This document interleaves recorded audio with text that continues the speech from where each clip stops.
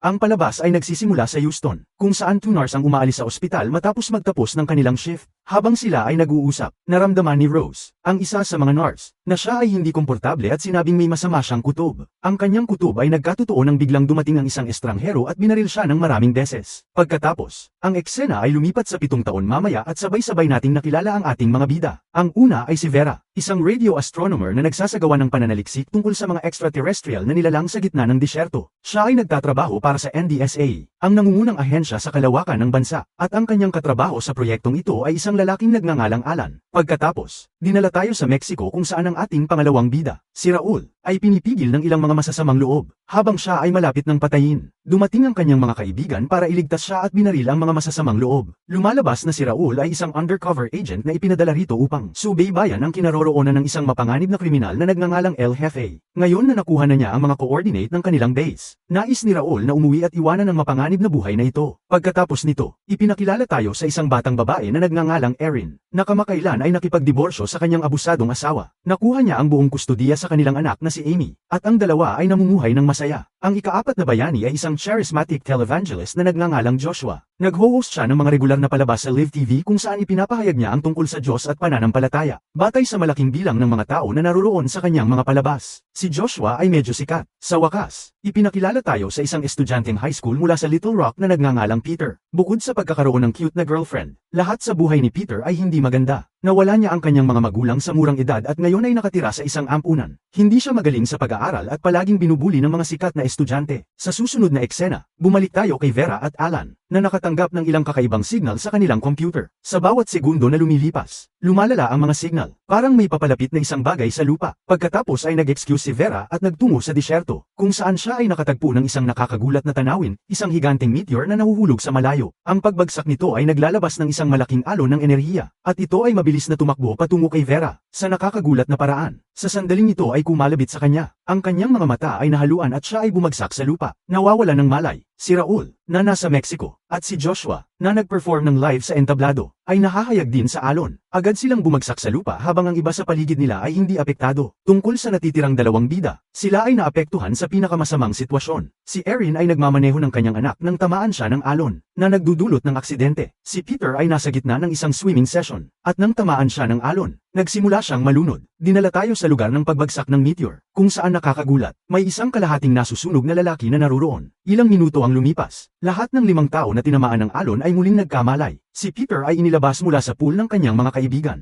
na nag-resuscitate din sa kanya at ibinalik siya sa buhay. Si Erin ay naligtas ng mga pulis at siya ay tila maayos. Gayunpaman, ang kanyang anak na si Amy ay nasa kritikal na kondisyon at agad siyang dinala sa ospital. Ang televangelist na si Joshua ay nagising na may malamig na pawis at iginiit na kailangan niyang gumawa ng anunsyo sa gabing yun. Tungkol kay Vera, siya ay nagising sa tabi ng kanyang katrabaho na para bang walang nangyari. Ipinatawag nila ang pagdapo sa pagkabagsak sa dehydration at kakulangan sa tulog. Sa wakas, dinala tayo sa Mexico kung saan si Raul ay muling nagkamalay, habang kausap niya ang kanyang mga undercover na kaibigan. Nakaranas siya ng biglang pananakit ng ulo at nagsimulang makarinig ng mga boses sa kanyang ulo. Ang mga boses ay talagang mga iniisip ng kanyang mga kaibigan, na malinaw niyang naririnig. Lumalabas na nagbabalak silang patayin siya upang tapusin ang ilang mga nakabiting bagay. Sa galit sa pagtataksil, nakipagsapalaran si Raul sa kanila at nakayanan silang pabagsakin. Sa proseso, siya ay nabaril sa braso. Sa ibang lugar, umabot sina Vera at Alan sa lugar ng pagbagsak ng meteor, na patuloy na nasusunog. Napansin nila ang amoy ng asupri at agad nilang napagpasyahan na ang meteor ay nanggaling sa kalawakan. Pero bago pa sila makapagsaliksik pa, dumating ang mga espesyal na serbisyo upang kontrolin ang sitwasyon. Kasunod nito, ipinakita kung ano ang ginagawa ng natitirang gang. Si Raul, na sugatan, ay somehow nakatawid sa hangganan at bumalik sa US. Si Joshua ay nag-live sa telebisyon at sinabi na siya ay namatay ngayon, ngunit muling binuhay ng Diyos. Sinabi niya na malapit na ang araw ng paghuhukom at kailangan nilang maging handa para dito. Samantala, si Peter ay muling binubuli ng kanyang mga kaklase na walang dahilan. Isa sa mga lalaki ay sunod-sunod siyang sinuntok, na nagdulot sa kanya ng pagdurugo. Pero sa pagkakataong ito, hindi napapayag si Peter. May biglang sumaikop sa kanya at sinimulan niyang durugin ang bully ng walang awa. Pagkatapos, walang kahirap-hirap na pinulot ni Peter ang lalaki at inihagis siya sa isang sasakyan, na naging sanhi ng kanyang pagkamatay sa lugar. Sa wakas, dinala tayo sa ospital kung saan niyayakap ni Erin ang kanyang sugatang anak na babae at umiiyak. Sa nakakagulat na paraan, nang mahulog ang kanyang mga luha sa mukha ng maliit na batang babae, siya ay nagising na walang anumang sakit. Para bang siya ay lubos na gumaling mula sa kanyang mga sugat. Labis itong nagpasaya kay Erin kaya tinakas niya ang kanyang anak mula sa ospital nang hindi nagbabayad ng mga medikal na bayarin. Sa kabilang banda, nakita si Alan na nagmamaneho kay Vera pauwi. Sa kalagitnaan ng kanilang pag-uusap, inilabas niya ang isang maliit na piraso ng meteor na tinago niya sa kanyang bulsa kanina. Sa kagalakan, sinabi ni Vera na magpapatuloy sila sa mga eksperimento tungkol dito bukas. Dumating sila sa kanyang bahay at umalis si Alan matapos siyang batiin ng palm. Sa kasamaang palad, nang pumasok si Vera sa kanyang silid, napagtanto niyang may pumasok na. Lumabas na ito ay ang parehong kalahating nasunog na lalaki mula kanina na nakita sa lugar ng pagbagsak. Itinutok ni Vera ang baril sa kanya. Nagbabanta na barilin siya, ngunit nanatiling kalmado ang lalaki. Ipinahayag niya na matutulungan niya siyang mahanap ang kanyang nawawalang anak, si Michael. Dito, nalaman na nawala si Vera ng anak na lalaki 8 taon na ang nakalipas sa paliparan, at siya ay patuloy na naghahanap sa kanya mula noon. Matapos nito, humiling ang lalaki na tingnan niya ang kanyang laptop, at nang ginawa ni Vera, sa wakas ay nakita niya ang clip ng kanyang anak pagkatapos ng 8 mahabang taon. Nagulat siya at tinanong kung sino siya, ngunit sinabi ng lalaki na hindi yun mahalaga.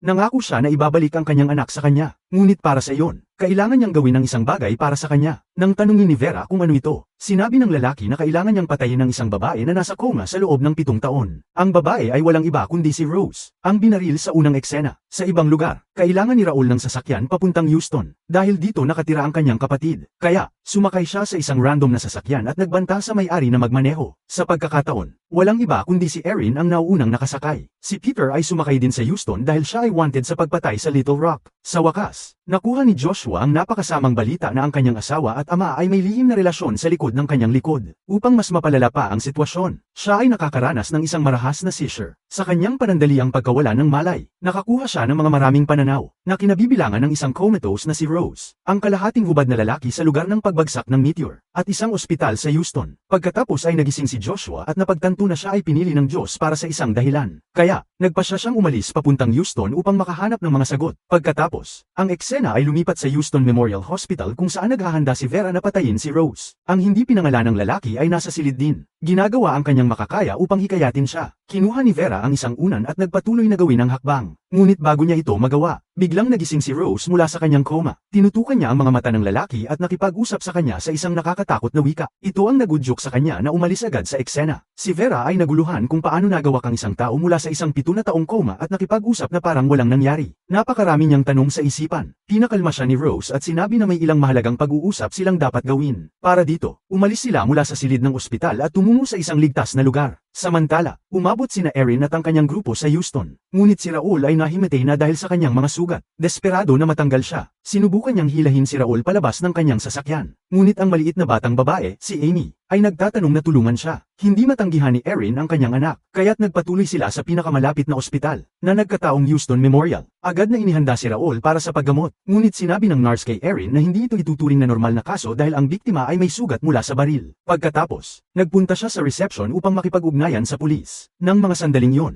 nagising si Raul at nagsimulang magpanik dahil siya ay dinala sa ospital. Habang sinusubukan niyang tumakas, hindi sinasadyang natapilok siya sa paa ni Erin, at siya ay nahulog sa ibabaw niya. Sa himala, nahihil ni Erin ang kanyang sugat sa loob ng ilang segundo, katulad ng ginawa niya sa kanyang anak. Nagulat si Raul sa nangyari, pero wala na siyang oras para magtanong tungkol dito dahil nandyan na ang mga pulis. Kaya, siya, kasama sina Erin at Amy, ay tumakas. Sabay-sabay, dumating si Joshua sa ospital at ang unang ginawa niya ay pumunta sa malapit na kapilya upang manalangin. Nandoon na si Peter sa silid at nagkatotoo na siya rin ay dumating kaninang umaga. Pagkatapos, isa-isa nang pumasok ang lahat ng iba pang miyembro sa kapilya, na parang ang tadhana ang nagdala sa kanila dito. Si Rose, na tanging nakakaalam kung ano ang nangyayari, ay nagsabi na sila ang mga anghel ng Apocalypse. Nagulat ang lahat nang tama ang kanyang mga pangalan, at sinabi na sila ay dinala dito para sa isang mahalagang misyon. Ayon kay Rose, ang Diablo ay dumating sa lupa at gagawin ang kanyang makakaya upang maging masama ang lahat. Siya ang parehong hindi pinangalanang lalaki mula kanina. Sinabi ni Rose sa lahat na sila ang tanging makakapagligtas sa sangkatauhan mula sa isang bagay na tinatawag na rapture. Sa madaling salita, ang Apocalypse. Ibinulgar din ni Rose na lahat sila ay may espesyal na kakayahan. Si Erin, ang kapangyarihang magpagaling. Si Peter, hindi kapani-pani walang lakas. Si Raul, ang kakayahang marinig ang iniisip ng iba. At si Joshua, ang regalo ng hula. Tungkol kay Vera, malalaman niya ang tungkol sa kanyang kakayahan sa lalong madaling panahon. Pagkatapos, ibinulgar ni Rose na ibinigay sa kanya ng Diyos ang regalo ng pag-unawa, dahil maaari siyang makapagsalita ng lahat ng wika na kilala ng sangkatauhan. Nang mga sandaling yon, nagsimula nang makakuha si Joshua ng mga pananaw tungkol sa hinaharap. Nakikita niya ang maraming bagay tulad ng isang veterano ng digmaan na may bionic arm, isang tao na naglalaro ng chess, at si Vera na muling nagkikita sa kanyang anak. Sa kasamaang palad, naniniwala ang iba na ito ay isang biro lamang. Kaya tumanggi silang makipagtulungan at umalis. Ang tanging naniwala sa kwento ay si Joshua. Nilapitan niya si Vera sa labas at ibinunyag ang tungkol sa kanyang pananaw kung saan nakita niyang muling nagkita sila ng kanyang anak. Kahit na si Vera ay isang atheist at hindi naniniwala sa mga supernatural na bagay, nagpasya siyang pagkatiwalaan siya. Umaasang maaari siya itong gabayan patungo sa kanyang anak. Dumalating sila sa labas ng bahay na nakita ni Joshua sa kanyang naunang pananaw. Isinama ng isang babae ang pinto at sinabi na ang kanyang asawa ay isang veterano ng digmaan, na nawala ang isa sa kanyang mga braso sa Iraq. Nang marinig ito, napagtanto ni Joshua na ang lalaki ay ang parehong tao sa kanyang mga pananaw. Dahil hindi siya nakauwi sa ngayon, nagpasya ang dalawa na hanapin siya. Sa kabilang banda, nakita natin si John, ang veterano ng digmaan, sa isang horse racing track. Mukhang napasok siya sa pagsusugal upang makaraos sa buhay. Nanalo si John ng malaking pastahan ngayon na nagbigay sa kanya ng ilang libong dolyar. Ngunit habang siya ay nagdiriwang, nilapitan siya ng walang iba kundi ng Diablo. Nagmungkahi ang huli na maglaro sila ng chess. At kung manalo si John, makakakuha siya ng 4 na beses ng halaga ng kanyang panalo. Nahikayat ng kasakiman sa mabilis na pera. Pumayag si John nang hindi nag-iisip. Kaagad pagkatapos, dumating si Vera at Joshua sa eksena. Ngunit natagpuan ng racing track na walang tao. Nagtampo si Vera at ipinagpalagay na nag-aaksaya lamang sila ng kanyang oras. Kaya, nang hindi narinig ang paliwanag ni Joshua, nagalit siyang umalis mula roon. Sa susunod na eksena, nakita natin ang Diablo at si John na naglalaro ng chess sa isang parke. Mukhang eksperto si John sa chess dahil sinabi niyang nanalo na siya ng maraming mga parangal. Pero siya ay walang laban sa Diablo, na kayang hulaan ang bawat galaw niya. Sa kalaunan, natalo si John sa laro at bilang resulta, kailangan niyang ipagpalit ang perang napanalunan niya kanina. Nawala siya sa lahat ng aspeto dahil ipinusta niya ang lahat ng kanyang ipon sa horse race kanina. Agad pagkatapos, dumating si Joshua malapit sa parke at napansin si John na papalapit sa isang mabilis na bus. Nagkataon din na si Vera ay dumadaan sa parehong daan. Pareho nilang sinubukang pigilan si John sa paggawa ng isang hindi maisip ngunit nabigo. Pagkatapos, nakita natin sina Joshua at Vera na pinag-uusapan ang mga pangyayari sa isang bar. Sa sandaling ito, lumitaw ang buong grupo. Halos parang ang tadhana ang nagdala sa kanila dito. Tumayo si Rose at ipinaliwanag na kailangan nilang hanapin at pigilan ang 4 na mangangabayo ng apocalypse. Sinabi niya na ang mga taong ito ay mga normal na tao, ngunit tinukso sila ng Diablo na gumawa ng kasalanan. Sa bawat pagkakataon na nagtagumpay siya, lumalapit ang rapture. Nang marinig ito, napagtanto ni Joshua na si John ay isa sa mga mangangabayo, ngunit naaga siya ng Diablo bago siya. Pagkatapos, nakakuha siya ng ilang pananaw sa hinaharap, kung saan nakita niya ang isang estatwa, isang babaeng may hawak na mga dog tag ng isang tao, dugo, at isang politikong mula sa gitnang silangan.